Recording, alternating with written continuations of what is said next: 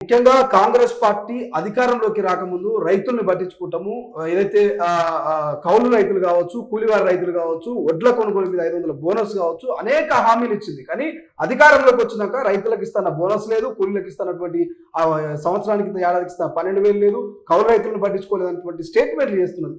ఎట్లా ఎదుర్కొంటారు మీరు దీన్ని? ఇప్పుడు వాస్తవంగా కౌలు రైతులు అనేది ఖరీఫ్ నుంచి వానాకాలం పంట నుంచి మళ్ళా వానాకాలం పంట దాకా ఒప్పందం అనేది ఉంటది. మీరు అన్నట్లు ఎన్నికల ముందు కౌలు రైతులకు ఇస్తాము, 500 బోనస్ ఇస్తాము, అనేక రకాల రైతులకు హామీలు ఇస్తామంటే వాస్తవం. బట్ ఈ తెలంగాణలో గతంలో పాలించినటువంటి పార్టీ పూర్తిగా ఆర్థిక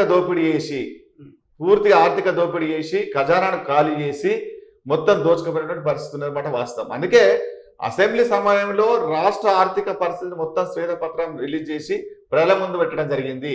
ఈ రాష్ట్రంలో ఆర్థిక పరిస్థితి ఎన్ని అప్పులు ఉన్నాయి, ఏం చేశారు, ఏ రకంగా దోపిడీ చేశారు అనేది క్లియర్ గా శ్వేతపత్రం తోటి ప్రజల ముందు పెట్టడం జరిగింది. అందుకని మేము ఇచ్చిన హామీలను ఎక్కడ కూడా నెరవేర్చమని కూడా ఎక్కడ చెప్పట్లేదు. చాలా స్పష్టంగా ఏదైతే 500 బోనస్ ఉందో 500 బోనస్ ను ఎట్టి పరిస్థితుల్లో వానాకాలం పంట నుంచి ఇస్తామని ముఖ్యమంత్రి గారు పదే చెప్పడం జరిగింది. ఆ ప్రక్రియ వానాకాలం పంటకు వస్తుంది. రైతులు కూడా దాని మీద ఎక్కడ కూడా మాట్లాడలేదు.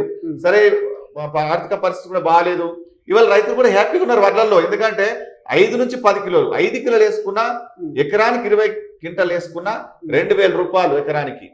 2 ఎకరాలు ఉంటే 4,000 రూపాయలు నష్టపోయేది. కానీ ఇవాళ నష్టం లేకుండా మనం పూడ్చినాము అంటే రైతులు కూడా సరే మళ్ళీ ఆనకాలం ఇస్తారులే అని చెప్పేసి కూడా రైతులు ఎక్కడ కూడా నిరాశతోటి నిస్పృహతో లేరు. కానీ వీళ్ళు కావాలని ప్రతిపక్షంలో మాట్లాడుతారు తప్ప ఇంకోట్లేదు. ఇవాళ కౌలు రైతులది కూడా ముఖ్యమంత్రి గారు అట్లాగే అగ్రికల్చర్ మినిస్టర్ గారు చాలా స్పష్టంగా మా కిసాన్ కాంగ్రెస్ కూడా ఆదేశాలు ఇవ్వడం జరిగింది.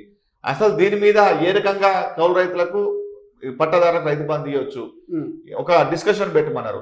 మేము మాట్లాడుతున్నాం రైతు సంఘాలతో, రైతులతో పిలిచి మాట్లాడుతున్నాం, ఒక రిపోర్ట్ ఇస్తాం. అంటే ఇంత చేస్తుందంటే వాళ్ళను ఏదైతే ఎన్నికల హామీలు ఇచ్చినామో ఆదుకోలేనటువంటి ఒకటి కమిట్మెంట్ ప్రభుత్వానికి ఉంది. కాబట్టి ఆ దిశగా ప్రభుత్వం ప్రయత్నాలు చేస్తున్నది. ఇలా రుణమాఫీ కావచ్చు, రుణమాఫీ చేయాలని ఆలోచనతో ముఖ్యమంత్రిగా దాన్ని ఇంత తర్జన భర్జన ఎట్లా చేయొచ్చు అనేటువంటి మాట్లాడుతున్నాడు. అంటే ఆ చేద్దామని ఆలోచన తప్పితే ఇంకోటి కాదు కదా. చేయొద్దు అని అనుకుంటే దాన్ని డిస్కస్ చేయకపోతుండే.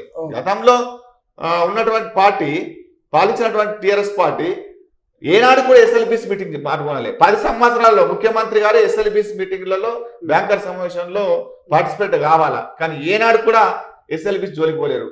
కానీ వీళ్ళు ఎస్ఎల్బిసి మీటింగ్ కు అగ్రికల్చర్ మినిస్టర్ పోయిండు, డిప్యూటీ సీఎం పోయిండు, ముఖ్యమంత్రి గారు కూడా మాట్లాడతానన్నారు. మాట్లాడిన తర్వాత రుణమాఫీ కూడా సొల్యూషన్ వస్తుంది, చేస్తామనేటువంటి కమిట్మెంట్ ఉంది.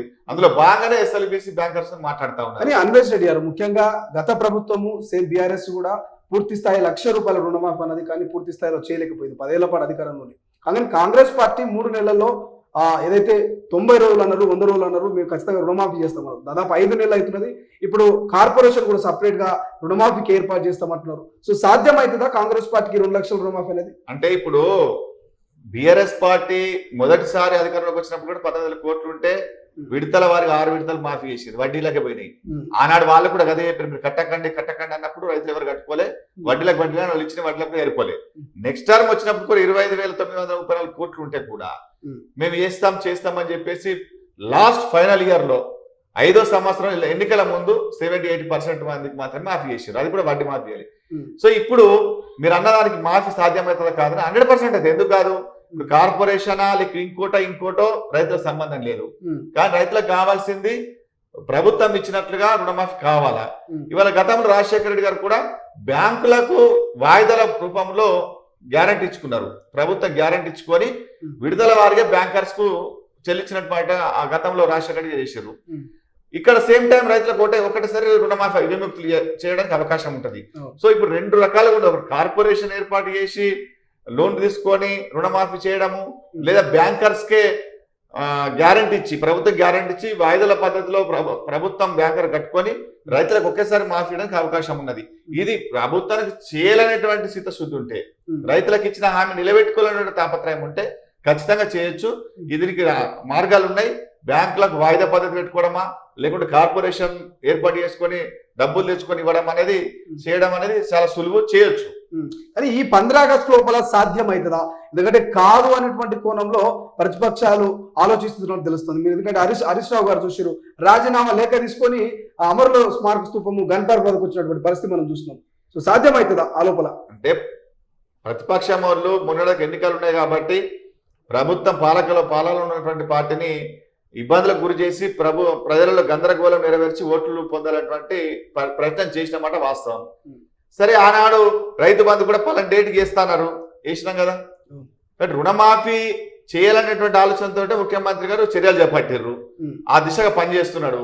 అది 100% 15 రాష్ట్రాలు అయిపోతుంది. 90 రోజులు అన్నారు, అదన్నారంటే ప్రభుత్వం 9 తారీఖున ఏర్పడితే చేస్తామని చెప్పిన మాట వాస్తవం.